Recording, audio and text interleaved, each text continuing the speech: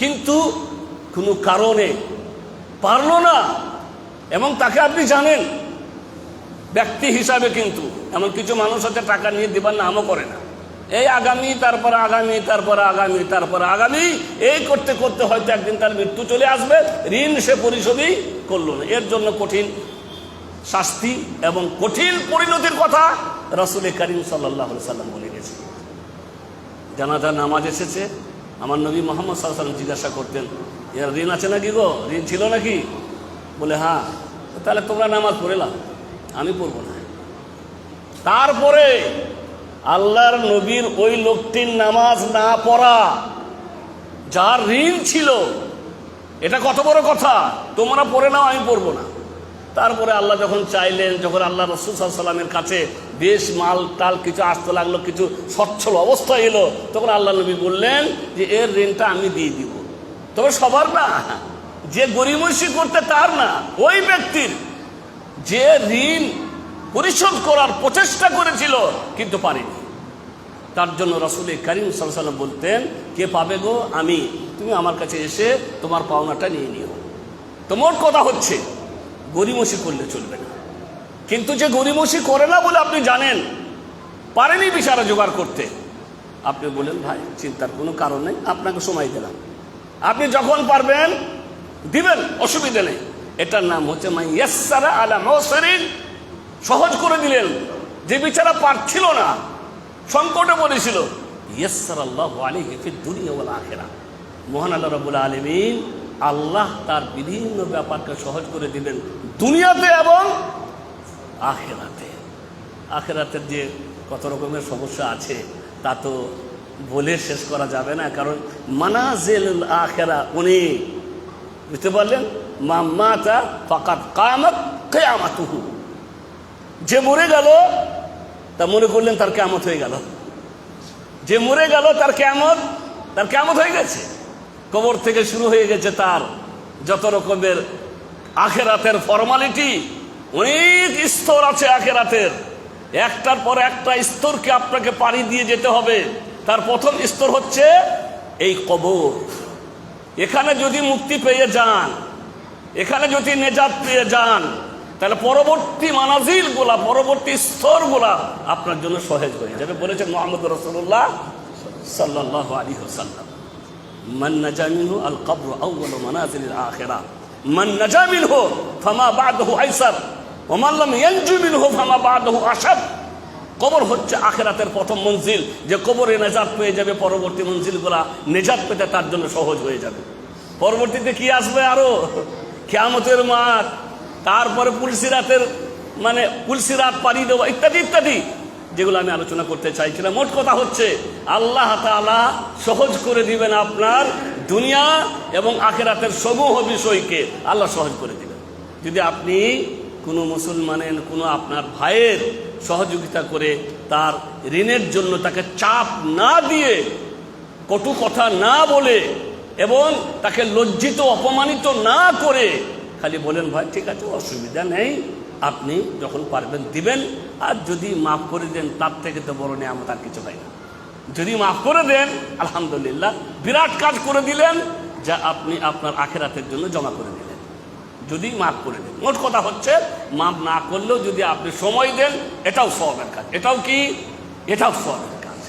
তারপরে আল্লাহ রাসূল বললেন, ওমান সাতারা মুসলিমা সাতারাহুল্লাহু ফিদ দুনিয়া ওয়াল আখিরাহ, যে ব্যক্তি কোনো মুসলিম ভাইয়ের দোষকে গোপন করে, দোষকে প্রচার করে মানুষের মাঝে লাঞ্ছিত অপমানিত করা যেন আপনার উদ্দেশ্য না হয়। কেউ চুরি করে, আপনি জানেন, আপনি এই চুরির ব্যাপারটা এমন কাউকে জানাতে পারেন যাকে জানালে তার সংশোধন হবে এবং তার মানুষের মাঝে প্রচার হবে না, কিন্তু উদ্দেশ্য যেন তার প্রচার করে তাকে লাঞ্ছিত এবং অপমানিত করা না হয়। এবং আরো অন্যান্য যত দোষ, আর দোষের তো শেষ নেই, যে কোনো দোষ, আর দোষ বলতে শরীয়ত বিরোধী যে কোনো কাজ মানুষকে করতে দেখছেন, দোষ, আপনি সেই দোষকে গোপন করবেন যদি সেই দোষটা সমাজের জন্য ক্ষতিকর হয়ে না দাঁড়ায়। সব দোষ না। এখন একটা মানুষ যাচ্ছে কার বাড়িতে আগুন লাগাইতে, করছে করুক গা, আমার বলার কি দরকার। জি না, এই সময় আপনাকে তাড়াতাড়ি করে তার হাতটা ধরতে হবে, কিংবা যারা পারবে তার হাত ধরতে তাদেরকে ডাকতে হবে। কিংবা আরো এই ধরনের যে সমস্ত বিপজ্জনক দোষ যা পুরো সমাজকে কলঙ্কিত করে দেয়, যা পুরো সমাজকে দূষিত করে দেয়, যার কারণে পুরো সমাজ একেবারে লাঞ্ছনার শিকার হয়ে যায়, এরকম দোষের ব্যাপার হলে আপনি এমন বিভাগকে কিংবা এমন কাউকে জানাতে চেষ্টা করবেন যারা তার সংশোধন করতে পারবে। বাকি আপনার উদ্দেশ্য হবে মানুষের দোষ গোপন করা, যাতে করে কিয়ামতের দিনে মহান আল্লাহ রাব্বুল আলামিন আপনার দোষকে গোপন করে। কোন মানুষ আছে দুনিয়া থেকেও যার দোষ নাই? বলে আমাদের মনে হয় দোষ নেই, আমরা তো বড় বড় আলেম মানুষ, তো আমাদের মনে হয় দোষ নাই। বুঝতে পারলেন? আমার কি দোষ আছে না আছে আপনি কি করে জানবেন? আমার ওয়াইফকে জিজ্ঞাসা করলে বুঝতে পারবেন হয়তো যে দোষ আসে না নাই। তাই রাসূল করিম সাল্লাল্লাহু আলাইহি সাল্লাম কোয়ালিটি বললেন, খায়রুকুম খায়রুকুম লি আহলি ও আনা খায়রুকুম লি আহলি। তোমাদের মধ্যে সেই হচ্ছে উত্তম যে তার বিবির কাছে উত্তম। বিবি যদি সার্টিফাই করে যে হ্যাঁ আমার স্বামী আলহামদুলিল্লাহ, আমার স্বামী যেমন বাইরে তেমন ভিতরে, বাইরে চাকচিক্য জামা পরে টুপি লাগিয়ে চলে এলাম প্রোগ্রাম করতে, আর বাড়ির ভিতরে আমার স্ত্রীর সাথে আমার ব্যবহার কেমন হয়, বাড়ির ভিতরে তার সাথে আমার আচরণ কেমন হয়, বাড়ির ভিতরে শরীয়তের ব্যাপারে আমার মানে কার্যকলাপ কি, আর ঠিক মতন নামাজ পড়ি কি পড়ি না, ঠিক মতন জামাতে যাই কি যাই না, ইত্যাদি অনেক ব্যাপার আছে যা বাড়ির লোকরাই ভালোভাবে জানে। কারো জমি মেরে রেখেছি আমি, মুলসা বলে কি হবে, ভাইকে হয়তো দেইনি, বোনকে হয়তো দেইনি, হ্যাঁ এগুলো কারা জানে? এটা আমার বোন জানে। এখন বোন তার এখানে নেই, আমি তো আমরা খুব বলে চলে যাচ্ছি, বুঝতে পারলেন? এখন কথা হচ্ছে এই যে পরিবারের লোক, এরা যদি আপনার সার্টিফাই করে আপনি ভালো মানুষ। আর নবী বললেন সাল্লাল্লাহু আলাইহি সাল্লাম, আমি আমার বিবিদের কাছে কিন্তু খুব ভালো মানুষ। আর আল্লাহ রাসূল সাল্লাল্লাহু আলাইহি সাল্লাম তার বিবিদের কাছে অত্যধিক একজন অমায়িক এবং চরম উন্নত চরিত্রের অধিকারী ব্যক্তি ছিলেন সাল্লাল্লাহু আলাইহি ওয়াসাল্লাম। তো মোট কথা হচ্ছে, যে ব্যক্তি কোনো মানুষের দোষকে গোপন করবে, দোষ সবার মধ্যে থাকে, আমার মধ্যেও আছে, সবার মধ্যে আছে। আল্লাহ হয়তো আমার দোষটা কী করে রেখেছেন? গোপন করে রেখেছেন। আপনার দোষকেও আল্লাহ গোপন করে রেখেছেন। আপনি কখন নির্জনে কী করেন না করেন, সবাইকে ফাঁকি দিতে পারেন, কিন্তু আল্লাহকে ফাঁকি দিতে তখনই পারেন। আল্লাহ ইচ্ছা করলে আপনাকে ধরিয়ে দিবেন, আল্লাহ ইচ্ছা করলে আপনার কথাটা মানুষের কাছে প্রচার করে দিতে পারবেন, কিন্তু আল্লাহ চান না।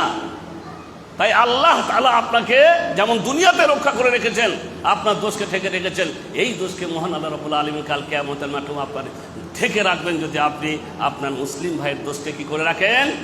গোপন করে রাখেন। আল্লাহু ফি আউনিল আবদি মা কানাল আবদু ফি আউনি আখি। আল্লাহ তাআলা বান্দার সাহায্যে থাকে ততক্ষণ পর্যন্ত যতক্ষণ বান্দা তার অপর ভাইয়ের সাহায্যে থাকে। আপনি আপনার অপর ভাইয়ের সাহায্য করার মনোভাব নিয়ে থাকবেন, সাহায্য করবেন, আল্লাহ তাআলা আপনার কি করবেন? আল্লাহ আপনার সাহায্য করবেন। তারপরে আসছে ওয়ামান সালাকা তারিকা ইয়ালতামিসু ফীহি ইলমা সাহহালাল্লাহু লাহু বিহি তারিকান ইলাল জান্নাহ। এখন আমরা এই যে সবাই এসেছি, বাড়ি থেকে এসেছি, কি করতে এসেছি? এখানে ফ্রিতে কিছু বিলি হবে? মজলিস শেষে প্যাক করা আছে কিছু বিরিয়ানি টিরিয়ানি, এগুলো বিলি হবে নাকি? এরকমও না। কিছু টাকা পয়সা তাও না, কোনো গিফট টিপ তাও না। কিসের জন্য এসছি? শুধুমাত্র আল্লাহ এবং আল্লাহর রাসূলের ভালোবাসা নিয়ে দিনের কথা শুনবো, যত শুনবো জানবো, আর যত জানবেন তত আল্লাহ এবং আল্লাহ রাসূলের প্রতি ভালোবাসা বাড়বে। কেননা যত শুনবেন তত দেখতে পাবেন যে আপনার মধ্যে কিছু ভুল ছিল, ওটা আস্তে আস্তে দূর হয়ে যাচ্ছে। আজকে শুনলাম ফাইজি সাহেব বলছিলেন যে কথাটা, এটা তো আমাকে জানাই ছিল না, এটা তো আমি করতাম। তখন দেখবেন আপনি কি করবেন, আস্তে আস্তে অনেক জিনিস আছে আপনার মধ্যে থেকে আস্তে আস্তে করে কি হয়ে যাবে, দূর হয়ে যাবে। শোনার কারণে যত শুনবেন, যত জানতে চেষ্টা করবেন, তত আপনার ঈমান বাড়তে থাকবে। ঈমান বাড়তে থাকবে এবং আপনার মধ্যে থেকে অনেক ভুল ত্রুটি কি হয়ে যাবে, দূর হয়ে যাবে। তো মোট কথা হচ্ছে, এখানে আমরা এসেছি কিছু জানার জন্য। এটাও যদিও এইসব হাদিসগুলা বেশিরভাগ তালিবে ইলম থেকে বলা হয় মাদ্রাসায়, মানে যখন ওদেরকে নিয়ে অনুষ্ঠান করা হয় তখন তালিবুল ইলম যারা, মাদ্রাসার ছাত্র যারা, তাদেরকে এই হাদিস শোনানো হয়, দেখো বাবা তোমাদের এই ফজিলত। অবশ্যই তাদের এই ফজিলত, তারা বাড়ি ছেড়ে, গ্রাম ছেড়ে, এক গ্রামের ছেলে চলে গেছে কোথাও বর্ধমানে ছেলেরা চলে এসছে কোথায় মুর্শিদাবাদে, আবার মুর্শিদাবাদ থেকে কিষানগঞ্জ চলে গেছে, কিষানগঞ্জ থেকে এখন এই ঘোড়ার আসছে বহু দূরে দূরে। এগুলো হচ্ছে তারা আল্লাহর পথের পথিক, যারা দিনের জ্ঞান, দিনের ইলম জানার জন্য তারা কি করে, সফর করে। আমরাও ওই আওতায় পড়ি যে আমরা কিছু দিনের কথা শোনার জন্য, দিনের জ্ঞান কিছু অর্জন করার জন্য আমরা কি করেছি, এখানে এসেছি। যারা এরকম করে তাদের লাভ কি হবে, সাহালাল্লাহু লাহু বিহি তারিকান ইলা জান্নাহ। তার জন্য মহান আল্লাহ রাব্বুল আলামিন জান্নাতের রাস্তাকে কি করে দিবেন, সহজ করে দিবেন। জান্নাতের রাস্তাকে আল্লাহ কি করে দিবেন, সহজ করে দিবেন। এবারে আসছি ওই শব্দটা, ওই বাক্যগুলি নিয়ে যেগুলি এই মজলিস সম্পর্কে বলেছেন মুহাম্মদ রাসূলুল্লাহ সাল্লাল্লাহু আলাইহি ওয়াসাল্লাম। ওয়ামাস্তামা কওমুন ফি বাইতিন মিন বুয়ুতিল্লাহ ইয়াতলুনা কিতাবাল্লাহ ওয়া ইয়াতাদারাসুনা বাইনাহুম ইল্লা নাযালাত আলাইহিমুস সাকিনাহ ওয়া গাশিয়াতহুমুর রাহমাহ আল্লাহু ফীমান ইনদা ওয়া মান ইউসরা বিহি নাসাব। আল্লাহ রাসূল সাল্লাল্লাহু আলাইহি ওয়াসাল্লাম বললেন, যখন কোনো সম্প্রদায় আল্লাহর কোনো ঘরে একত্রিত হয় আল্লাহর কিতাব কোরআনের তেলাওয়াত করার জন্য, এখানে কোরআনের কি হয়, তেলাওয়াত হয়, এখানে কোরআন পড়া হয়। আর ইয়াতাদারাসুনাহু বাইনাহুম, তাদারুস মানে হচ্ছে পর্যালোচনা করা, মানে একটা কথাকে নিয়ে বিসমিল্লাহির রহমানির রহিম আলিফ লাম মিম যালিকাল কিতাবু লা রাইবা ফীহি হুদাল লিল মুত্তাকিন আল্লাযীনা ইউমিনুনা বিল গায়বি ওয়া ইউকিমুনা সালাতা ওয়া মিম্মা রাযাকনাহুম ইউনফিকুন। এই পড়ে গেলাম, আমার সওয়াব হচ্ছে, আমি পড়ে যাচ্ছি, আমার কি হচ্ছে, এটা তাদারুস নয়, এটা তাদারুস নয়, এটা হচ্ছে আমি পড়ে যাচ্ছি, আমার কি হচ্ছে, সওয়াব। আর একটা হচ্ছে আমি কিছু বলছি, ওই আয়াতটা পড়ে আল্লাহ তাআলা বললেন আলিফ লাম মিম। ভাই আলিফ লাম মিমের অর্থ কি আল্লাহ ছাড়া কেউ জানে না, মুফাসসিরগণ বলে, এই ব্যাখ্যা করলো আমি। এইটার নাম হচ্ছে তাদারুস, যে আল্লাহর আয়াতগুলিকে নিয়ে, আল্লাহর কথাগুলিকে নিয়ে, আল্লাহর বাণীগুলাকে নিয়ে ব্যাখ্যা করা, মানুষদেরকে কি করা হয়, বুঝানো। আমরা একে অপরকে বুঝাচ্ছি এবং একে অপরকে জানাতে চেষ্টা করছি, এটার নাম হচ্ছে তাদারুস করা। এই কাজ যারা করে, মসজিদে এসে গেছে, কোরআনের তেলাওয়াত, আপোষে তারা কোরআন ও হাদিসকে নিয়ে পর্যালোচনা করছে, তাদের লাভ কি হবে, নাযালাত আলাইহিমুস সাকিনাহ, তাদের ওপরে আল্লাহর পক্ষ থেকে প্রশান্তি, শান্তি নাজিল হবে, শান্তি। এখন আমাদের ওপরে শান্তি নাজিল হতে আছে, কে হচ্ছে না, বলে কই দেখতে পাচ্ছি না তো, গরমে তো মরছি। শান্তি যদি না জানে তা গরম কেন হবে আল্লাহ, বুঝতে পারলেন? তো কথা হচ্ছে যে শান্তি আমরা বুঝি, ঠিক শান্তি ওই রকম না। আপনার মনের শান্তি, এত গরমেও আপনি বিরক্ত বোধ করছেন না, তাই না? এত গরমেও আপনি বিরক্ত বোধ করছেন না, এত গরমেও আপনার মনটা চাইছে যে আরো খানি বসি, আর একটু শুনি। কেন? এটার নাম হচ্ছে আপনার মনের মধ্যে আল্লাহ শান্তি ভরে দিয়েছে। বদরে যখন যুদ্ধ হয়েছিল, বদরের যুদ্ধে কিছু মানুষ আল্লাহ রসুলের সাথে ছিলেন, অল্প, যাদের পেটে খাবার ছিল না, হাতে ভালো তরবারি ছিল না, খোদায় পেট আর পিঠ একেবারে মিশে গেছিল, খোদায় পেট পিঠ মিশে গেছিল, অসুস্থ ব্যক্তি তারা ছিলেন, কিন্তু আল্লাহ নবীর মহব্বতে, আল্লাহর মহব্বতে বদরের মাঠে হাজির হয়ে গেছিল। আল্লাহ নবী দোয়া করে আল্লাহকে বললেন, আল্লাহ গো, এই যে মানুষটাকে নিয়ে আমি এই বদরের মাঠে ভয় নাই, ডেটে আছে, এর নাম হচ্ছে শান্তি। তো আল্লাহ রাব্বুল আলামিন এই মজলিসে শান্তি অবতীর্ণ করছেন। ওয়া গাশিয়াতহুমুর রাহমা, আল্লাহর রহমত ছেয়ে আছে এই মজলিসকে, এই মজলিসকে আল্লাহর রহমত। বলবেন যে এসব কথা তো হতেও পারে, আবার নাও হতে পারে, বলা যায়। যদি এরকম বিশ্বাস থাকে, তার ঈমানকে নবায়ন করতে হবে। যদি বলেন যে নবী মুহাম্মদ রাসূলুল্লাহ সাল্লাল্লাহু আলাইহি সাল্লাম বলেছেন হতেও পারে, নাও হতে পারে, তাহলে আপনার ঈমানকে আবার তাজদীদ করতে হবে, নতুনভাবে আপনার ঈমানকে আবার পাকা করতে হবে, নবায়ন করতে হবে, হবেই, এই বিশ্বাস রাখতে হবে। আল্লাহর রহমত এই মজলিসকে ছেয়ে আছে। এই মজলিসকে ছেয়ে আছে। ও হাফাতহুমুল মালাইকা, ফেরেশতারা ঘিরে আছে এই মজলিসকে। ফেরেশতারা আমরা দেখতে পাচ্ছি না, তাই না? কোথায় আছে? কই দেখতে তো পাচ্ছি না ভাই। ফেরেশতারা সব জায়গাতে আল্লাহর মসজিদে সবসময় উপস্থিত থাকেন, আমাদের আমল লিখতে আছেন, আমাদের কথাবার্তা শুনতে আছেন, কার্যকলাপ লিখতে আছেন, কেউ ভুল করে না। ফেরেশতারা কেউ কিরামান কাতিবিন ইয়ালামুনা মা তাফআলুন, সম্মানিত লিখো, তোমরা যা কিছু করছো সব নোট করতে আছে। তো মোট কথা হচ্ছে ফেরেশতারা তারা ছেয়ে আছে এই মজলিসকে। আর কি হচ্ছে? ওয়া যাকারাহুমুল্লাহু ফী মান ইনদাহু, আর এই মজলিসকে নিয়ে মহান আল্লাহ রব্বুল আলামিন আলোচনা করছেন তাদেরকে নিয়ে যারা আল্লাহর কাছে আছে। আল্লাহর কাছে কারা আছে? এই মজলিসের কথা আল্লাহ আলোচনা করছেন তাদেরকে নিয়ে যারা আল্লাহর কাছে আছেন। কারা আছে আল্লাহর কাছে? কারা আছে গো? ফেরেশতারা আছে আল্লাহর কাছে। আল্লাহর জমিন আর আল্লাহর আসমান, বলা হয়েছে হাদিসে, আল্লাহর আসমানে এক বিদ্যা কোথাও এমন জায়গা নেই যেখানে আল্লাহর কোন একজন ফেরেশতা কোন না কোনো একটা ডিউটি পালন করতেছে না, কেউ সাজদায় কিংবা কেউ রুকুতে। আল্লাহর আসমানে এমন এক বিদ্যা জায়গা নেই যেখানে আল্লাহর কোনো একজন ফেরেশতা কি নেই, দণ্ডায়মান নেই, হয় সাজদারত অবস্থায় কিংবা রুকুরত অবস্থায়। আল্লাহ যা বলে দিয়েছেন সে কাজ করতে আছে। এত সংখ্যক আল্লাহর ফেরেশতা, এত সংখ্যক আল্লাহর ফেরেশতা। আর একটা হাদিসের মধ্যে আছে যে আল্লাহর আসমানটা চরচর করছে। চরচর মানে বুঝেন? একটা খাটে দুজন বসা যায় মনে করেন। আগেতে সেই দড়ি দিয়ে খাট করতো, ওই আমরা কি বাবুল দড়ি বলতাম গো, খেজুর পাতা খেজুর দিয়ে যেগুলো তৈরি হয় আর কি, সেই দড়ি দিয়ে খাট করা হতো। এখন এই খাটটাতে একটা নির্দিষ্ট শক্তি আছে, দুজন বসবে, দুজনের পরে যখন তিনজন বসে তখন একটু চরচর করে, আর চারজন যখন আবার হয় তখন আরো একটু বেশি, পাঁচে মনে হয় একেবারে যাবে গা। একটা নাম হচ্ছে চরচর করা। বলে আল্লাহর আসমান চরচর করছে কেন? এত আল্লাহর ফেরেশতা, আল্লাহর এত ফেরেশতা, এই আল্লাহর অগণিত ফেরেশতার কারণে আল্লাহর আসমান যেন চরচর করতে আছে। কিন্তু আল্লাহর আসমান ভেঙে পড়বে না, কারণ সে দাঁড়িয়ে আছে কার নির্দেশে? আল্লাহর নির্দেশে। বলার উদ্দেশ্য হচ্ছে আল্লাহর কাছে কারা আছে? আল্লাহর কাছে আছে আল্লাহর ফেরেশতাগণ। আল্লাহ ওই ফেরেশতাদেরকে নিয়ে এই মজলিসের কথা আলোচনা করছে। দেখো এই সব মানুষগুলি মাগরিবের নামাজ পড়ে নিয়েছে, তারপরে এরা আবার আমারই ঘরে বসে এই দেখো আমার কোরআনের তেলাওয়াত শুনছে, আর কোরআন ও হাদিসের কথা এরা কি করছে? শুনছে। তাদেরকে নিয়ে কি করতে আছেন? আল্লাহ আলোচনা করতে আছেন। তারপরে আল্লাহ নবী বললেন, ওমান বাত্তা বিহি, আপনার বাপদাদা 14 গোষ্ঠী কে কি করে গেছে না করে গেছে এগুলি আপনার কোনো কাজে আসবে না।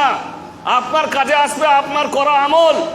দুনিয়ার মধ্যে শ্রেষ্ঠতম বংশ ছিল মুহাম্মদ রাসূলুল্লাহ সাল্লাল্লাহু আলাইহি ওয়াসাল্লামের বংশ, যার সাক্ষ্য দিয়েছে সেই যুগের ওই কাফেররা। যখন কে কি করে ছোটাছুটি মানে আমরা করি না, আল্লাহর রহমতে ও দলিত আছে ও হিন্দু আছে ও যে আছে, ওরা আমাদের অমুসলিম ভাই, ও নিয়ে আমাদের কোনো মাথা ব্যথা নাই। আমরা মুসলিমদের মধ্যে আমাদের বংশ টংশ নিয়ে আমাদের কোনো কিছু নেই, আমাদের কোনো বাড়াবাড়ি নাই। আমরা শুধু এতটুকু মনে করি আমরা সবাই আদম সন্তান, আমরা সবাই আদম সন্তান। আল্লাহ তাআলা আমাদেরকে সৃষ্টি করেছেন আদম আর হাওয়া দিয়ে। কাল কিয়ামতের মাঠে আমাদের মান তার বেশি হবে যার তাকওয়া সব থেকে বেশি হবে। বাস এ হচ্ছে আমাদের বিশ্বাস। তো রাসূল করিম সাল্লাল্লাহু আলাইহি সাল্লাম ছিলেন সব থেকে সম্ভ্রান্ত বংশের মানুষ, আর সেই বংশের আল্লাহর নবীর মেয়ে, সম্ভ্রান্ত বংশের মেয়ে ফাতেমা রাদিয়াল্লাহু তাআলা আনহা।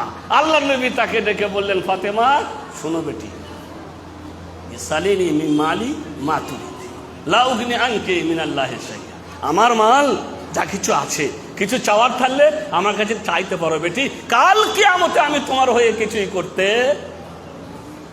তোমার বাবার দোহাই দিয়ে, আমি এত বড় নবী, আমার বাবা এত বড় নবী, অতএব এরকম কথা চিন্তা করে এরকম কথা বলে তোমার মুক্তির কোনো উপায় হবে না। তোমাকে বাঁচতে হলে তোমার আমল দিয়েই বাঁচতে হবে। ইয়া আম্মাতা রাসূলিল্লাহ, ইয়া আম্মাতা রাসূলিল্লাহ, আল্লাহ নবীর একজন ফুফু ছিলেন, নাম ছিল সাফিয়া বিন আব্দুল মুত্তালিব। ফুফুকে বললেন, ফুপুরা ভাবছে আমার ভাইপো যখন বলে না, অনেক সময় দেখে আমাদের সমাজে একটা কথা প্রচলন আছে, একটা কথার যে একজনা যদি হাফেজ হয় তাহলে 7 গোষ্ঠীকে রেখে জান্নাতে নিয়ে যাবে। বুঝতে পারলেন? একজনা হাফেজ হলি তার 7 গোষ্ঠী নাকি জান্নাতে যাবে। একটা মৌলবি বানায়, তাহলে ওই মৌলবি মনে হয় তার বাম মা অমুক তমুক সবাইকে নিয়ে যাবে, কেউ কাউকে নিয়ে জান্নাতে যাবে না।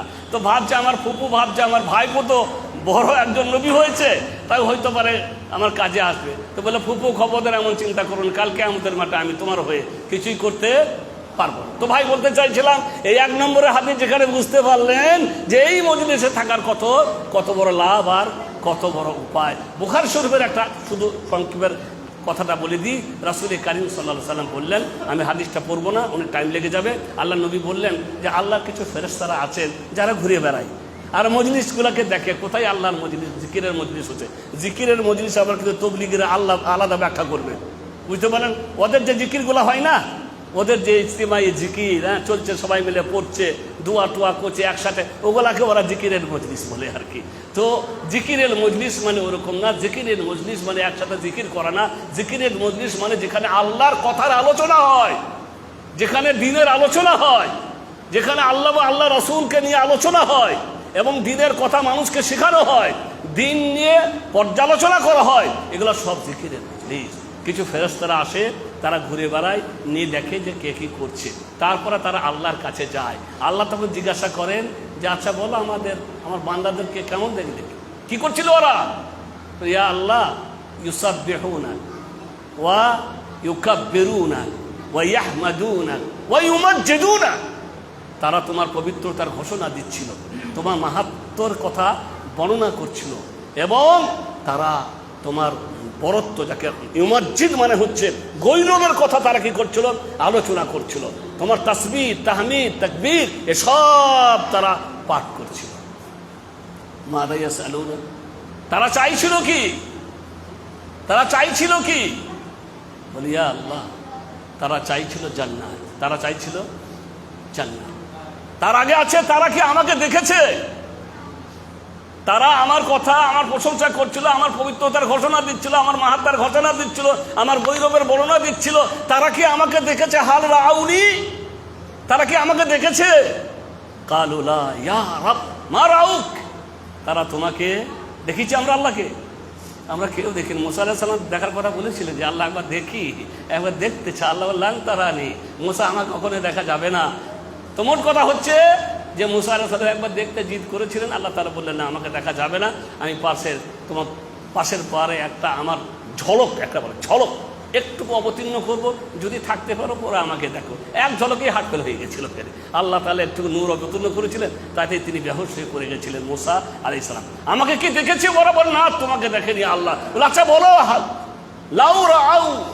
লাউ রাউনি, যদি আমাকে দেখতো তাহলে কি অবস্থা হতো? আল্লাহ যদি তোমাকে দেখতো তাহলে তারা আরো আরো চরম আগ্রহের সাথে তোমাকে ডাকতো, আরো আগ্রহের সাথে তোমাকে ডাকতো, চরমভাবে তোমাকে স্মরণ করতো। তাহলে আর কি চাই কি ওরা?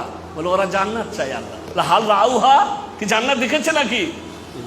জান্নাত দেখেনি। জান্নাত দেখেছি? কেউ দেখেনি। আল্লাহ নবী দেখেছিলেন?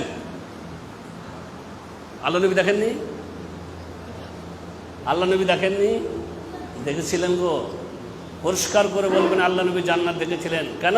তিনি মেরাজে গেছিলেন, বিরাজে গিয়ে তিনি জান্নাতে জাহান্নাম দর্শন করে এসেছিলেন। বিভিন্ন সাহাবার জান্নাত দেখেছিলেন তিনি। এটা ওমরের জান্নাত, তিনি দেখে এসেছিলেন। জান্নাতে যাননি, ঢুকেননি, কিন্তু দেখেছিলেন। কি জান্নাত! বলে জিবরাইল এটা কার? বলে ওমর ফারুক রাদিয়াল্লাহু তাআলা আনহু। আল্লাহ নবী বললেন আমার ইচ্ছা হলো আমি একবার যাই।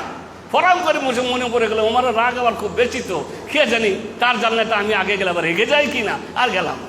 নিয়ে এসে আনলে ওমর ফারুক ইয়া রাসূলুল্লাহ, ওমর ফারুক বলছে ওমর তোমার জান্নাত দেখলাম, কি সুন্দর জান্নাত গো, মনটা চাইলো একবার যায়, কিন্তু তোমার রাগের কথা ভেবে আমি আর গেলাম না। ওমর ফারুক রাদিয়াল্লাহু তাআলা আনহু কেনে ফেললেন আর বললেন ইয়া রাসূলুল্লাহ, আমি কি আমার রাগ কখনো আপনার উপরে চালিয়েছি? আরে সুন্নতের খেলাফ কোনো কথা বললে আমি বরদাস্ত করতে পারিনি, কোরআন ও হাদিসের বিরুদ্ধে কোনো কথা হয়ে গেলে আমি বরদাস্ত করতে পারিনি। তো মোট কথা হচ্ছে রাসূল কারীম সাল্লাল্লাহু আলাইহি ওয়াসাল্লাম জান্নাত দেখেছিলেন এবং তিনি জান্নাত দেখে জান্নাতের বিবরণ দিয়েছেন সংক্ষিপ্ত বাক্য দিয়ে, যার বিশদ বর্ণনা নয়। শুধু এতটুকু বললেন বুখারী শরীফে, আল জান্নাতু মা লা আইনুন রাআত ওয়ালা উযুনুন সামিআত ওয়ালা খাতারা আলা কলবি বাশার। জান্নাত এমন এক জিনিস যা কোনো চোখ দেখেনি, কোনো কান শুনেনি, আর কোনো মানুষের অন্তরে তার সঠিক ধারণা উদয় হবে না। আমি আপনি ভাবতেই থাকবো এরকম হবে, এরকম হবে, এরকম হবে। যতই ভাববেন জান্নাত হবে তার অনেক অনেক অনেক অনেক ঊর্ধ্বে। ওই জন্য জান্নাতের যখন জান্নাতে যাবে না, জান্নাতের দরজা কিন্তু বন্ধ থাকবে। বুঝতে পারলেন? জান্নাতের দরজা কি থাকবে? বন্ধ। কেন? মানে বাইরে দাঁড়িয়ে একটু অপেক্ষা করেন, মানে আগ্রহটা বাড়ছে, মনে হয় এবারে সেই জান্নাত যার কথা ওই যে মূল সাহেবরা বলছিলেন, ওই যে কোরআনে আছে, এইটা দেখবো, এবারে দেখবো। এই করতে করতে যখন আপনি জান্নাত দেখবেন, তখন দেখবেন আপনার ধারণার অনেক অনেক ঊর্ধ্বে ওই জান্নাত, যা আল্লাহ আমাদের সকলের জন্য বানিয়ে রেখেছেন। আল্লাহ তাআলা আমাদের সকলকে জান্নাতবাসী করুন, বলুন আমিন। সকলকে আল্লাহ রাব্বুল আলামিন জান্নাতবাসী করুন। তো মোট কথা হচ্ছে, ওরা কি জান্নাত দেখেছে? না, জান্নাত দেখেনি। যদি দেখতো, আল্লাহকে যদি দেখতো, আরো কত আগ্রহের সাথে কিভাবে যে আল্লাহ জান্নাত চাইছে। ওরা কি জাহান্নাম দেখেছে? না, জাহান্নাম দেখে। যদি দেখতো তাহলে কিভাবে যে তোমার জাহান্নাম থেকে পানা চাইতে বলার নাই। আচ্ছা শোনো, তোমরা সাক্ষী থাকো যে আমি এদের সকলকে মাফ করে দিলাম। সুবহানাল্লাহ। সাহাবাদেরকে কি বললেন? ফেরেশতাদেরকে, ইন্নী উশহিদুকুম, আমি তোমাদেরকে সাক্ষী রাখছি, আন্নী কাদ গাফারতু লাহুম, যে আমি এই মজলিসে উপস্থিত সমস্ত মানুষগুলিকে কি করে দিলাম? মাফ করে দিলাম। আপনি ওই মাফ পাওয়া লোকদের একজন হতে পারেন, বলুন ইনশাআল্লাহ। আল্লাহ যেন আমাদের তাদেরই একজন বানান, যাদেরকে আল্লাহ কি করবেন? মাফ করে দিবেন। ফাকালা মালাকুন মিনাল মালায়েকা, একজন ফেরেশতা তখন বলি, আল্লাহ সবাই তো মাফ করে দিলে, কিন্তু একটা মানুষ ওদের মধ্যেকার ছিল না, মানে ওর এইখানে আসার কোনো উদ্দেশ্য ছিল না, ওইখানে পেরিয়ে যাচ্ছিল, তাই কি হচ্ছে বলে ঢুকে পড়েছে। আর কি হবে? আল্লাহ তাআলা তখন বললেন, হুমুল জুলাসা লা ইউসকা বিহিম জালিসুহুম, ওরা এমন এক সম্প্রদায় যাদের একসাথে বসা উঠা করে যারা, তাদেরকে বঞ্চিত করা হয় না। মানে না ইচ্ছা সত্ত্বেও যারা বসে গেছে, তাকেও আল্লাহ কি করবেন? তাকেও আল্লাহ মাফ করে দিবেন। ভাই মোট কথা হচ্ছে, এই হচ্ছে কিছু কথা যা আমরা শুনে হবেন। এখন আমি আপনাদেরকে বলতে চাই সংক্ষিপ্ত আকারে, যে এই যে জুলহজ মাস সামনে আসতে আছে, আলহামদুলিল্লাহ কয়েকদিনের মধ্যে আমরা এই মাসকে পেয়ে যাব। এটা হচ্ছে হজের মাসের মধ্যে বলে। চারটা হচ্ছে হারাম মাস। চারটা কি মাস? চারটা হারাম মাস, দুলকাদা, দুলহাজ্জা, মুহররম আর রজব। এটা হচ্ছে হারাম মাস, খুব সম্মানের মাস আল্লাহর কাছে। আর তিনটে বা আড়াইটা বলতে পারেন হজের মাস, শাওয়াল, যুলকাদ, আল আশরুম মিনাল হজ। জিলহজ মাসের 10 দিন, আর শাওয়াল আর যুলকাদ, এই যে হচ্ছে হজের মাস। কিসের মাস? হজের মাস। আল্লাহ রাব্বুল আলামিন কোনো জিনিসকে, কোনো জিনিসের ওপরে, কোনো শহরকে, কোনো শহরের ওপরে, কোনো মানুষকে, কোনো মানুষের ওপরে, কোনো দিনকে, কোনো দিনের ওপরে, কোনো নবীকে, কোনো নবীর ওপরে, কোনো সাহাবীকে, কোনো সাহাবীদের ওপরে শ্রেষ্ঠত্ব এবং প্রাধান্য দান করেছেন। এটা কার ব্যাপার? এটা আল্লাহর ব্যাপার। আল্লাহ তাআলা তার জ্ঞানের আলোকে আবু বকর শ্রেষ্ঠতম ব্যক্তি, কার পরে? মুহাম্মদ রাসূলুল্লাহ সাল্লাল্লাহু আলাইহি ওয়াসাল্লামের পরে। সাহাবীদের মধ্যে সবাই এক স্তরের ছিলেন, এক মানের ছিলেন, এক মর্যাদার ছিলেন। কি বলবেন? না, তাদের মর্যাদায় কি ছিল? পার্থক্য ছিল। সবাই এক মর্যাদার ছিলেন না। দুনিয়াতে যত শহর আছে, আমাদের তো অনেক বিভিন্ন রকম, এই দেশে অনেক শহর আছে। এই শহর মনে করিলেন, এখানে শহর, ধুলিয়ান শহর, আবার কি বলে কলকাতা শহর, বোম্বাই শহর, দিল্লি শহর, এইসব শহর। আর মক্কা শহর আর মদিনা শহর, কার মান বেশি? মক্কার, মদিনা। আল্লাহ মান কার বেশি দিয়েছেন? মক্কার। একবার মক্কায় নামাজ পড়বেন, কত সওয়াব পাবেন? একবার মক্কার মসজিদে নামাজ পড়লে 1,00,000 নামাজের সওয়াব। মদিনার মসজিদে নামাজ পড়বেন 1000 নামাজের সওয়াব। ফিলিস্তিনের মসজিদে নামাজ পড়বেন 500 নামাজের সওয়াব পাবেন অন্যান্য মসজিদের তুলনায়। কে মান দিয়েছেন? মহান আল্লাহ রাব্বুল আলামিন। মাসের মধ্যে সব থেকে শ্রেষ্ঠতম মাস হিসাবে আল্লাহ রাব্বুল আলামিন গণ্য করেছেন কোন মাসকে? রমাদানের মাস। মাসের মধ্যে আল্লাহ শ্রেষ্ঠত্ব দান করলেন বা শ্রেষ্ঠত্ব দিলেন, বৈশিষ্ট্য দিলেন কোন মাসকে? রমজানের মাসকে। রমজানের মাসের মধ্যে আবার শেষ দশককে আল্লাহ রাব্বুল আলামিন বৈশিষ্ট্য দিলেন অন্যান্য দিনের তুলনায়। রমজান মাসের শেষ দশক, শুধু লাইলাতুল কাদার না, আমাদের আছে 21, 23, 25, 27 আর 29, বাস হয়ে গেল আমাদের লাইলাতুল কাদার। কেউ জাগলো জি না, রাসূল করিম সাল্লাল্লাহু আলাইহি সাল্লাম রমজান মাসের শেষ দশকের প্রতিটি রাত জাগরণ করেছেন, পরিবারকে জাগিয়েছেন। প্রতিটি রাত, শুধু লাইলাতুল কাদার না, লাইলাতুল কাদার এই বেজর রাত্রিতে হবে, এটা ঠিক কথা, কিন্তু রাসূল করিম সাল্লাল্লাহু আলাইহি সাল্লাম প্রত্যেকটি রাত জাগরণ করেছেন, মেহনত করেছেন, আল্লাহর ইবাদতে কিয়াম করেছেন এবং দাঁড়িয়ে থেকেছেন। তা শুধু এই বেজোর রাতগুলোতে না, আমাদের আছে, আগে তো ছিল, এখন কেমন হয়েছে জানি না, মৌলভী সাহেবরা শুরু করে দিল অতনসিহত কিছু, ওদিকে চা তৈরি হচ্ছে, ওদিকে লাড়ুয়া সব নিয়ে এসছে, রাত জাগছে, কি জাগছে? লাইলাতুল কাদারের রাত। আমার ছোটোবেলায় আমরা করতাম আর কি মজা না লাগতো। এগুলো লাইলাতুল কাদার না, লাইলাতুল কাদারে কী করতে হয়? আল্লাহর ইবাদত করতে হয়। তো মোট কথা হচ্ছে শেষ দশককে আল্লাহ বৈশিষ্ট্য দিলেন অন্যান্য মাসের, তো আবার লাইলাতুল কাদারকে আল্লাহ বৈশিষ্ট্য দিলেন অন্যান্য রাতের উপরে। ঠিক ওইভাবেই আল্লাহ রাব্বুল আলামিন বৈশিষ্ট্য দিলেন যুলহাজ মাসকে অন্যান্য মাসের ওপরে। এই মাসের বৈশিষ্ট্য কি বলেছেন রাসূল করিম সাল্লাল্লাহু আলাইহি ওয়াসাল্লাম? কি বলেছেন?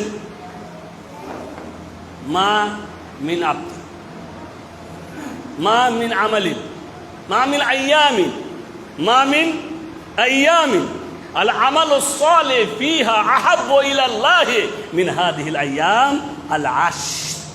কত বলছে? ইয়ানি আল আশর। আল্লাহর কাছে যত দিন আছে, সেই দিনে যত আমল করা হয়, সেই সমস্ত দিনের আমলের তুলনায় সব থেকে প্রিয় আমল হচ্ছে ওই আমলগুলি, যে আমলগুলি এই 10 দিনে করা হয়। কোন 10 দিনে? জিলহজ মাসের প্রথম থেকে নিয়ে 10 তারিখ পর্যন্ত।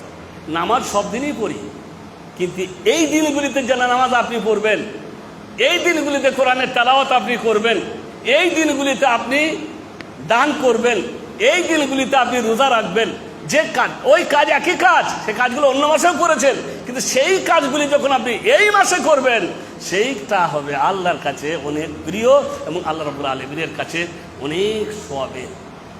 সাহাবীরা জিজ্ঞাসা করলেন, ইয়া রাসূলুল্লাহ, ওয়ালাল জিহাদু ফি সাবিলিল্লাহ, ওয়ালাল জিহাদু ফি সাবিলিল্লাহ, আল্লাহর পথে জিহাদটাও কি এর থেকে উত্তম নয়? আল্লাহ রাসূল বলে এই দিনের আমল সব থেকে প্রিয় আল্লাহর কাছে। সাহাবীরা বলে আল্লাহর পথের জিহাদের থেকেও কি প্রিয়? আল্লাহ নবী ওয়ালাল জিহাদু ফি সাবিলিল্লাহ, আল্লাহর পথের জিহাদের থেকেও এই দিনের আমল আল্লাহর কাছে সব থেকে প্রিয়। ইল্লা, তবে তার ব্যাপার তো আলাদা, মান খারাজা বিমালিহি ওয়া নাফসিহি ফালাম ইয়ারজা মিনহু বিশাই। তার ব্যাপারটা আলাদা, যে নিজের জান আর নিজের মাল, মানে সে নিজেও গেছে আর নিজের ঘোড়াটাকেও নিয়ে গেছে। তখনকার যুগে সাহাবায়ে কেরামগণ জিহাদের শরীক হতো, যার যেমন সমর্থ থাকতো, কারো উঁটও আছে, কারো ঘোড়াও আছে, সে নিজেরই ঘোড়া নিয়ে, নিজেরই উঁট নিয়ে জিহাদে চলে গেছেন। কারো জিহাদে যাবার মতন শক্তি আছে, ঘোড়া নেয়, কিন্তু অন্য জনের কাছে ঘোড়া আছে, যাবার শক্তি না, ও তখন ওর ঘোড়া ওকে দিয়ে দিয়েছে, আমার ঘোড়া নিয়ে ভাই তুমি চলে যাও। তোমার কথা হচ্ছে এই লোকটি নিজে গেছে আর তার ঘোড়াটাকেও বা তার উঁটটাকেও সে সাথে করে, বা আরও যা কিছু জিহাদে যেতে গেলে লাগে, জিহাদে যেতে গেলে তো সামগ্রী লাগে, যাবে আসবে খাবে দাবে, কিছু তো লাগে, যা কিছু ছিল সে নিয়ে গেছে। ফালাম ইয়ারজা মিনহু বিশাই, কিন্তু সেগুলি কোনো কিছুই দিয়ে আর বাড়ি ফিরে আসেনি, কোনো কিছু নিয়ে, মানে সে নিজেও বাড়ি ফিরে আসেনি, আর সেই মাল তার ঘোড়াও আসেনি, কোনো কিছুই বাড়ি ফিরে আসেনি।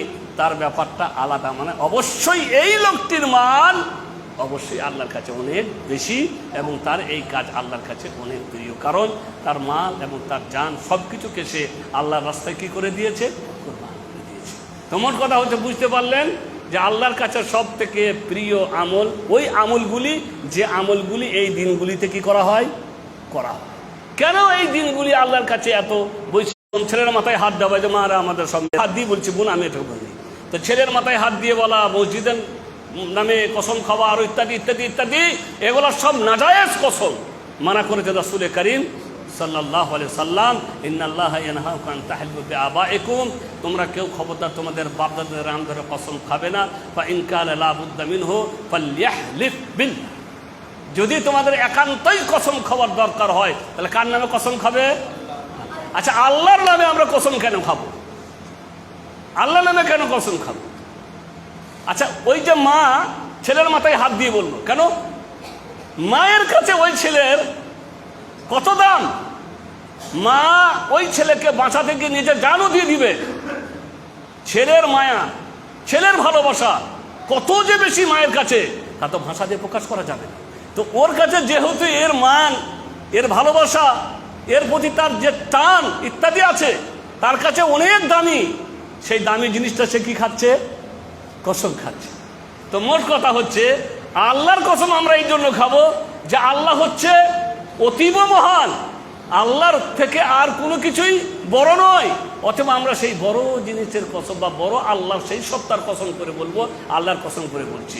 কিন্তু এটা কখন প্রয়োজনে, কখন কথায় কথায় নয়। হ্যাঁ ভাই আল্লাহর কসম করি, 1 টাকাতে কসম খেয়ে নিল, খানো কাতে 1 টাকার জন্য কসম খেয়ে নিল, 5 টাকার জন্য কসম খেয়ে নিল। জি না, কসম প্রয়োজনে ক্ষতি হয়। প্রয়োজনটা কখন? আসলে আমাদের ইসলাম, বুঝতে পারলেন, সৌদি আরবে ইসলামী আদালত, ওখানে কসম আমাদেরকে ট্রান্সলেট করার জন্য যেতে হয় যখনই কোনো বিচার হয়। তো ওখানে কসম কিভাবে হয়? একজন মালিক এসছে, মালিক বলছে আমি ওর বেতন প্রতি মাসে দিয়ে দিয়েছি, মানে আমাদের ইন্ডিয়ান মানুষ। মালিক যখন সই করেনি, এখন ফাঁক আবার একটা আছে, ওই বেতনগুলো আবার আদায় করবো, ইনি কেস করে দিয়েছে। কেমন চালাক, চিন্তা করে।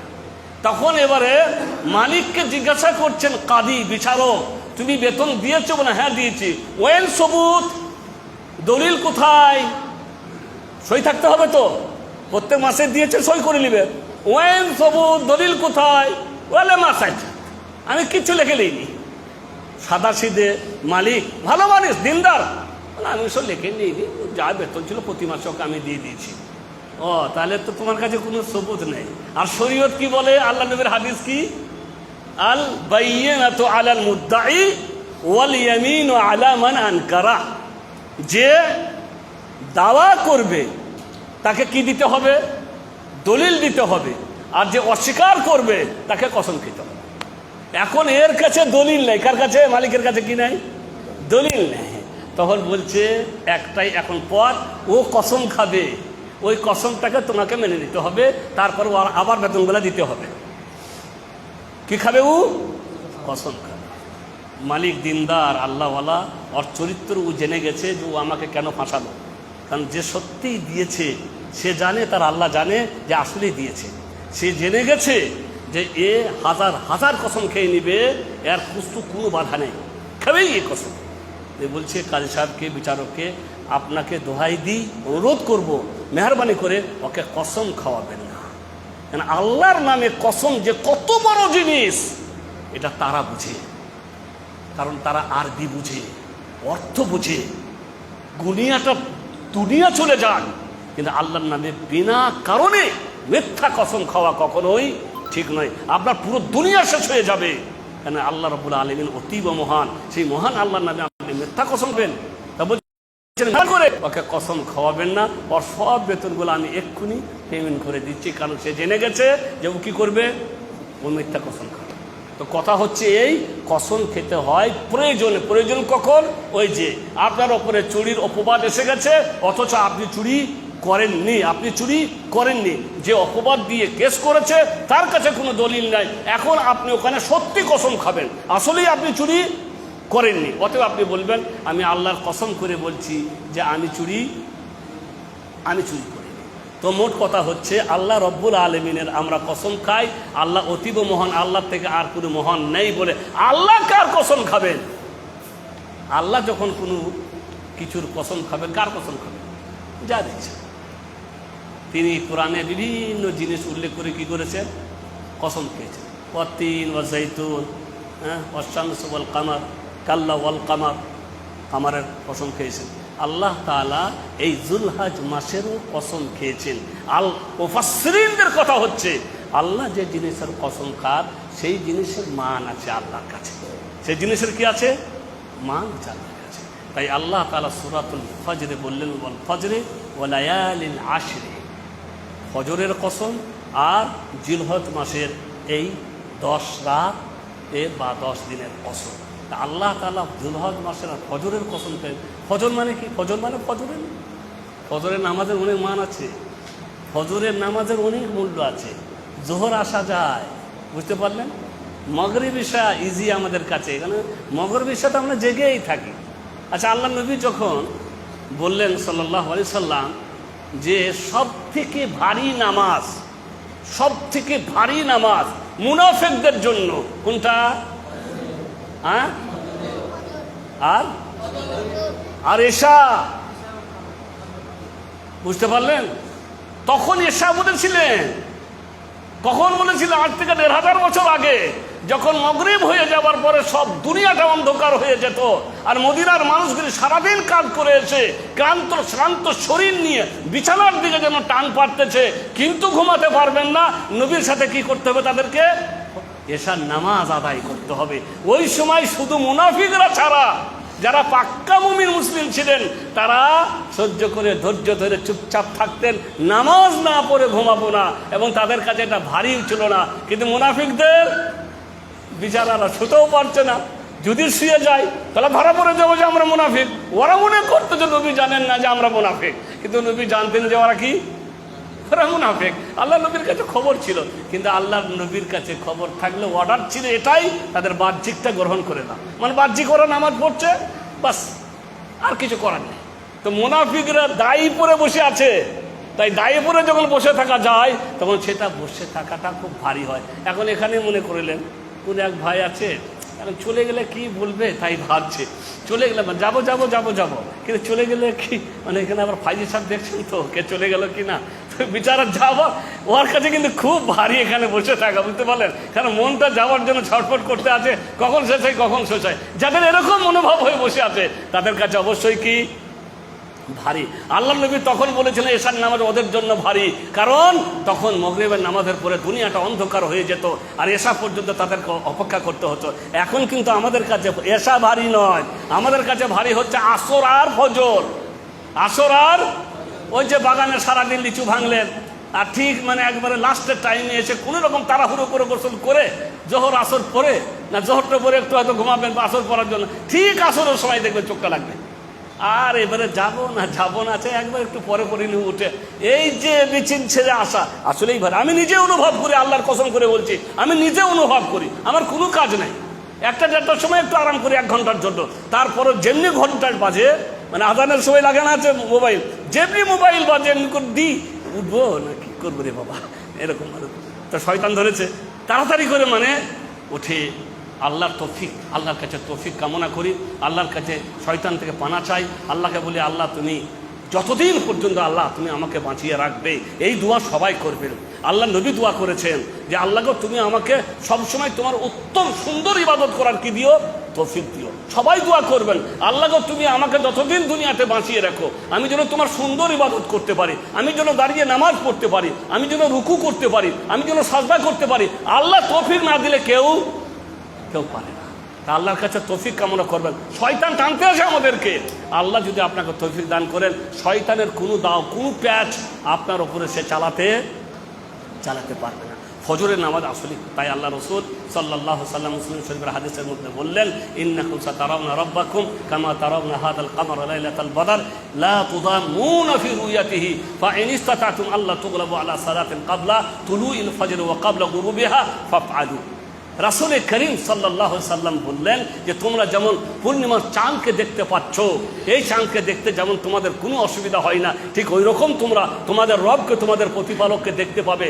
তোমাদের প্রতিপালককে দেখতে তোমাদের কোনোই অসুবিধা হবে না, কিন্তু তার জন্য শর্ত হচ্ছে যদি সম্ভব হয় তাহলে খবরদার সূর্য ওঠার আগের আর সূর্য ডুবার আগের এই 2 নামাজকে যেন তোমাদেরকে কোনো জিনিস উদাসীনে ফেলে রাখতে না পারে, মানে কোনো জিনিসই যেন তোমাদেরকে এই 2 নামাজ থেকে উদাসীন করতে না পারে। সূর্য ওঠার আগের নামাজ কোনটা? ফজরটা। আর সূর্য ডুবার আগে কোনটা? আসরটা। তাহলে ফজরের অনেক মান আছে কার কাছে? আল্লাহ রাব্বুল আলামিন। আল্লাহ রাসূল সাল্লাল্লাহু আলাইহি ওয়াসাল্লাম একটা হাদিসের মধ্যে বললেন, রাকাতাইল ফজরে খায়রুম মিনাদ দুনিয়া ওয়া মা ফিহা। এটা হচ্ছে সুন্নত। রাকাতাইল ফজর, ফজরের 2 রাকাত সুন্নত, খায়রুম মিনাদ দুনিয়া ওয়া মা ফিহা, দুনিয়া এবং দুনিয়াতে যা কিছু আছে তার থেকেও উত্তম। দুনিয়াতে কি আছে গো? সুবহানাল্লাহ, 1 কাঠা জায়গার দাম কত গো? ওই মেন রোডের ধারে, হ্যাঁ কত দাম চিন্তা করছেন? এগুলো সব দুনিয়া। এই গোটা পৃথিবীতে যা কিছু আছে এগুলো তো আমাদের সাধারণ জায়গা। আবার বড় বড় শহর যেগুলো আছে সেগুলোর জায়গা তো বুঝতে পারছেন, ওগুলো সোনার দরে, মানে মাটি মনে হয় সোনার দরে বিক্রি হয় আর কি। তাহলে কত কি আছে এই দুনিয়াতে। আল্লাহ রসুল বললেন দুনিয়া এবং দুনিয়াতে যা কিছু আছে তার থেকে উত্তম হচ্ছে ফজরের দুই কাজ, ফজরের দুই কাজ সুন্নাত। অতএব এর কি আছে? এর মান আছে। আর তারপরে আল্লাহ তাআলা কসম করেন লায়ালিল আশরে, অতএব জিলহজ মাসের 10 তারিখের আল্লাহ। আর এই মাসে যেহেতু আর একটা কাজ আসছে, সেই কাজটা কি নাম? একটা মহান ইবাদত এই মাসে পালিত হয় এই 10 দিনের মধ্যে। সেটা কি? হজ। সেটা কি গো? হজ। যারা হজে যান নাই, টাকা আছে, অবশ্যই নিয়ত করবেন, যাবেন। এটাই আপনার টাকা, আপনার কেউ সাথে যাবে না। এরা বাগি বন্টন করে খেয়ে নেবে গো, শুধু লুটপাট করে খাবে। আর ছেলেরা হয়তো বলবেন আরে বাবা যেও না, এত টাকা দিয়ে খরচা করে যেও না। কারো কথা শুনবেন না, হজ পালন করবেন যদি পারেন। এই মাসে এই একটাই মহান ইবাদত পালন হয়, যার কারণে এই মাসের অনেক মান। এই মাসে এই হজ, যে হজের সম্পর্কে আল্লাহ রসুল বললেন মান হাজ্জা ফালাম ইয়ারফুস ওয়ালাম ইয়াফসুক রাজাকা ইয়াউমি ওয়ালাদাতুহু উম্মুহু। যে হজ করতে গেল, বুখারী মুসলিম হাদিস, এবং হজের সময় সে কোনো অশ্লীল কাজ করলো না, কোনো রকমের কারোর সাথে ধাক্কা ধাক্কি, মারামারি, গালাগালি কোনো কিছুই করলো না। রাজাকা ইয়াউমি ওয়ালাদাতুহু উম্মুহু। সে যখন হজ থেকে ফিরে আসে, গোনা থেকে পবিত্র হয়ে এমন অবস্থায় ফিরে আসে যেন আজই ওর মা ওকে জন্ম দিয়েছে। সুবহানাল্লাহ, একেবারে নিষ্পাপ অবস্থায়। এই কাজটা এই দিনে বা এই মাসে পালিত হয়, যার কারণে এই মাসের অনেক মান, অনেক সম্মান। আর কি হয়, এই দিনে আর একটা দিন আছে, যে দিনটার নাম হচ্ছে কি? আরাফা। কি নাম? আরাফা। অতীব মহান দিন। মানুষের জীবনে যারা হজ করতে গেছে তাদের জীবনে একবারই আসে এই মহান এই আরাফার দিন। সেই আরাফার দিনে যারা হজ করতে গেছে তারা জানে যে মানুষগুলি আরাফার দিনে থাকে লক্ষ লক্ষ মানুষ। কোনো বছরে 25 লক্ষ, কোনো বছরে 30 লক্ষ। এই লক্ষ লক্ষ মানুষগুলি আরাফার মাঠে যখন থাকে না, তখন মনে হয় এরা সবাই পাগল হয়ে গেছে। দেখে কি মনে হয়? এরা সবাই যেন পাগল হয়ে গেছে। এত কান্না কাটি, কেউ না হিংসা, না বিবাদ, না ঝগড়া, না দিন এই আরাফার দিন। রাসূল করিম সাল্লাল্লাহু আলাইহি ওয়াসাল্লাম বলেছেন খায়রুদ দুআ দুআ ইয়াউমি আরাফা। সব থেকে উত্তম দোয়া হচ্ছে ওই দোয়া যেটা আরাফার দিনে করা হয়। আরাফার মাঠে আরাফার দিনে যে দোয়া করা হয় সেটা হচ্ছে আল্লাহর কাছে সব থেকে উত্তম দোয়া। ওয়া খায়রু মা কুলতু ওয়ান নাবিয়্যুনা মিন ক্বাবলি লা ইলাহা ইল্লাল্লাহু ওয়াহদাহু লা শারীকা লাহু লাহুল মুলকু ওয়া লাহুল হামদু ওয়া হুয়া আলা কুল্লি শাইইন কাদির। আর সব থেকে বেশি বেশি করে যে দোয়াটি আমি এবং আমার পূর্বের নবীগণ করেছেন সেটা হচ্ছে এই দোয়াটি। কি? লা ইলাহা ইল্লাল্লাহু ওয়াহদাহু লা শারীকা লাহু লাহুল মুলকু ওয়া লাহুল হামদু ওয়া হুয়া আলা কুল্লি শাইইন কাদির। আরাফার দিনে মাঠে থাকে আরাফারা, আরাফার মাঠে থাকে তারা যারা হজ করতে গেছে। আর যারা হজ করতে যায় না তারা কোথা থাকে? বাড়িতে থাকে। তারা কি করবে? রোজা রাখবে। এই দিনগুলোর মধ্যে আরাফার দিন, আবার এই আরাফার দিনে রয়েছে একটা রোজা। কি রয়েছে? একটা। এটা আমাদের পালনীয়, আমাদের করণীয়, যা আমরা হজে যাইনি। এই দিনে কি রাখা? রোজা রাখা। কি পাবেন এই দিনে রোজা রাখলে? রাসূল করিম সাল্লাল্লাহু আলাইহি ওয়াসাল্লাম বলেছেন সিয়ামু ইয়াউমি আরাফা আহতাসিবু আলাল্লাহি আন ইউকাফিরা সানাতাল্লাতি ক্বাবলাহা ওয়াল্লাতি বাদাহা। সিয়ামু ইয়াউমি আরাফা, আরাফার দিনের রোজা, একদিন রোজা, একটা রোজা। আল্লাহর কাছে এই বিশ্বাস রাখি যে 1 বছর পূর্বেকার আর 1 বছর পরেকার গুনাহ আল্লাহ রাব্বুল আলামিন মাফ করে দেবেন একটি রোজার বদৌলতে। বলুন আলহামদুলিল্লাহ। রাখবেন তো না রাখবেন না? দিন তো অনেক বড় হয়ে গেছে, এত কঠিন দিনে কি রাখা যায়? সওয়ালের রোজা কে কে রেখেছিলেন গো? হয়তো 2 জনা রেখেছিলেন সারা। সৌদি আরবের মানুষরা কিছু জিনিস আছে, যেহেতু আজ প্রায় 40-এর কাছাকাছি জীবনে আমি সেখানে আছি, তাদের কিছু জিনিস দেখা যায় যার কিছুই আমাদের দেশে দেখতে পাওয়া যায় না। সৌদি আরবের মানুষরা রমজানের পর ঈদের দিনে রোজা রাখা হারাম। এই দিনটা বাদই দ্বিতীয় দিন থেকেই মনে হবে রোজা এখনো চলছে ওদের। সব এক ধার থেকে আরাফা রোজা। ছোট ছোট মেয়েগুলা, এরকম ছেলেগুলা স্কুলে পড়তে গেছে, এরাও রোজা রেখেছে। আমি কেমন করে, আমার ছেলেমেয়েরা পড়তো আর কি, তাই বলছি সব। আর সেখানকার শিক্ষিকা শিক্ষক এই তালকিন দেয় রোজা রাখবে কালকে, রোজা রাখবে কালকে, রোজা 6টা রোজা সওয়াল মাসের, সেটাও পর্যন্ত তারা সুন্দরভাবে পালন করে, অথচ এই পরিবেশ আমাদের নেই। দাদি রাখে, আমার ঘরের দাদি, নানি রাখে, দাদি নানি বুড়ি এরা দু একজন কেউ রাখে, বাকি আমরা কেউ এই রোজার গুরুত্ব দিইনি। অথচ রাসূল করিম সাল্লাল্লাহু আলাইহি সাল্লাম বলেছেন, মান সামা রামাদানা থুম্মা আতবাহু সিত্তান মিন শাওয়াল কানা কাসিয়ামিদ দাহর। যে ব্যক্তি রমজান মাসে রোজা রাখার পরে আবার তার সাথে শাওয়াল মাসের 6টা রোজা রেখে নিল, তার সারা বছরের রোজা হয়ে গেল। জি, তো মোট কথা হচ্ছে যে এই মাসের করণীয়ের মধ্যে বুঝতে পারেন কোন একটা, এই একটা। আর লাস্টের করণীয় একটা বলে দিই, যখনই শুরু হয়ে যাবে যুলহজ মাস, তখন থেকে নিয়ে একেবারে আইয়ামে তাশরিক পর্যন্ত যারা আমরা এখানে আছি আর যারা হজে আছে তারা ওই কখন মারা পর্যন্ত পড়বে কি বলে আপনার তালবিয়া বা কি বলে আপনার তাকবীর। তাকবীর দুই ধরনের হয়, একটা বলা হয় তাকবীর মুতলাক, একটা মুকাইয়াদ। এটা আরবিতে আর কি, ওটা মুতলাক। আর মুতলাক মানে হচ্ছে প্রথম দিন থেকেই শুরু হয়ে যাবে, প্রথম দিন থেকেই কি হয়ে যাবে, শুরু হয়ে যাবে। লা ইলাহা ইল্লাল্লাহ, কি বলে আপনার কি সুবহানাল্লাহ, লা ইলাহা, আল্লাহু আকবার, আল্লাহু আকবার, লা ইলাহা ইল্লাল্লাহু, আল্লাহু আকবার, আল্লাহু আকবার, ওয়ালিল্লাহিল হামদ। একেবারে যেখানে যাবেন, উঠবেন, বসবেন, খাবেন, দাবেন। ওমর ফারুক রাদিয়াল্লাহু তাআলা আনহু, আবু হুরায়রা রাদিয়াল্লাহু তাআলা আনহু বাজারে গিয়ে চেঁচাইতেন, মানে মানুষগুলোকে স্মরণ করিয়ে দেওয়ার জন্য। বাজারে যাচ্ছেন, পড়তে আছেন, তো এটার নাম হচ্ছে মুতলাক। মানে আপনি যে কোনো সময় নামাজের পরেও পড়তে পারেন, চলতে চলতে পড়তে পারেন, একেবারে আইয়ামে তাশরিক পর্যন্ত চলবে। আর একটা হচ্ছে মুকাইয়াদ। মুকাইয়াদ মানে হচ্ছে আরাফাত দিনের ফজরের পর থেকে শুরু হবে, মানে 8 তারিখের ফজরের পর থেকে শুরু হবে, একেবারে আইয়ামে তাশরিকের শেষ পর্যন্ত। এটা হচ্ছে মুকাইয়াদ। তো এই আর একটা কাজ যেটা আমাদেরকে করতে হয় এই দিনে, সেটা হচ্ছে প্রথম থেকে আমরা কি করব, তালবিয়া পড়তে থাকবো। যারা কোরবানি দেওয়ার জন্য নিয়ত করেছেন, যারা কোরবানি দিবেন, তাদের জন্য একটি সুন্নাত রাসূল করিম সাল্লাল্লাহু আলাইহি সাল্লাম বলেছেন, যারা কোরবানি দেওয়ার ইরাদা করে, ইচ্ছা করেছে, তারা যেন জিলহজ মাসের প্রথম থেকে নিয়ে কোরবানি না হওয়া পর্যন্ত তাদের মাথার চুল, দাড়ি, কি বলে আপনার দাড়ি তো এমনি কাটতে নাই, আর বলবে যে দাড়ি কাটার কথা বলে দিল আর কি, চুল, নখ ইত্যাদি কোনো কিছু যেন না কাটে। এটা একটা সুন্নাত রাসূলের। কে শুধু পালন করবে এটা? সব ছেলে মেয়েরা না, বাড়ির একজন গার্জেন, সে যেন আর আগে থেকেই চুল কেটে নেবেন, নখ কেটে নেবেন, তাহলে আর এই দিনগুলোতে আপনার আর করার কোনো প্রয়োজন হবে না। আর একটা কথা লাস্টে বলে দিই, আরাফাত দিনের রোজাটা কবে রাখবেন? যখন হাজিরা আরাফায় থাকে তখন, নাকি আমাদের দেশে চাঁদ হিসাবে 9 তারিখে? ফাজিল সাহেব কি বলেছেন আমি জানি না।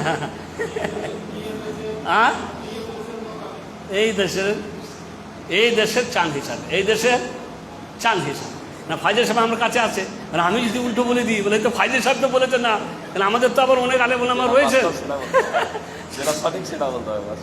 তো মোট কথা হচ্ছে যে অনেক আলেম রয়েছেন, তো তারা তখন বলে দিচ্ছেন, ফতোয়া দিচ্ছেন যে কার সাথে রাখতে হবে, সৌদি আরবের সাথে রাখতে হবে, 8 তারিখে রাখতে হবে না। আল্লাহ নবী আমি আরাফা বলেছেন।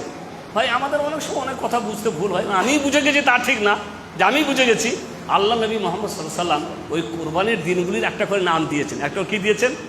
না, ইয়ামুল মিনা, মানে যখন মিনায় যায় তখন ইয়ামুত তারবিয়া। 8 তারিখটার নাম কি? ইয়ামুত তারবিয়া। তারপরে ইয়ামে আরাফা, তারপরে ইয়ামুল নাহার, তারপরে ইয়ামুল ফজর, তারপরে ইয়ামুত তাশরিক। এইভাবে একটা করে রাসূল করিম সাল্লাল্লাহু আলাইহি ওয়াসাল্লাম কি দিয়েছেন? নাম দিয়েছেন। তার মানে ওই আরাফাই যখন থাকে তখনই আমাদের রাখতে হবে। তাই যদি হয়, এরকমই যদি হয়, তাহলে ওই লোকগুলি যারা পৃথিবীর এমন জায়গাতে থাকছে যাদের চাঁদ সৌদি আরবের একদিন আগে, তারা কি করবে? তারা যদি সৌদি আরবের সাথে রোজা রাখে, তাহলে ওই দিন হচ্ছে তাদের ঈদের দিন। যেদিন ওরা রোজা রাখে যদি সৌদি আরবের সাথে, ওই দিন ওদের কোন দিন? ঈদের দিন। ঈদের দিনে রোজা রাখা জায়েজ? বিভিন্ন কারণের ভিত্তিতে এটাই সঠিক বলে মনে হয় যে আমরা আমাদের চাঁদ হিসাবে কি রাখবো? রোজা রাখবো। মহান আল্লাহ রাব্বুল আলামিন আমাদেরকে তৌফিক দান করুন। আমরা যেন এই আগত মাস যেটা আসছে, সেই মাসের করণীয় আমল সম্পর্কে যা কিছু আমরা জানলাম এবং ফজিলত সম্পর্কে আমরা যে জানলাম, সেগুলিকে পালন করে যেন আমরা ওই বৈশিষ্ট্য এবং ফজিলত যেন অর্জন করতে পারি। আল্লাহ যেন আমাদেরকে তৌফিক দান করেন। ওয়া সাল্লাল্লাহু আলা নবিয়িনা মুহাম্মদ ওয়া আলা আলিহি ওয়া সাহবিহি আজমাইন। আসসালামু আলাইকুম ওয়া রাহমাতুল্লাহি ওয়া বারাকাতুহু।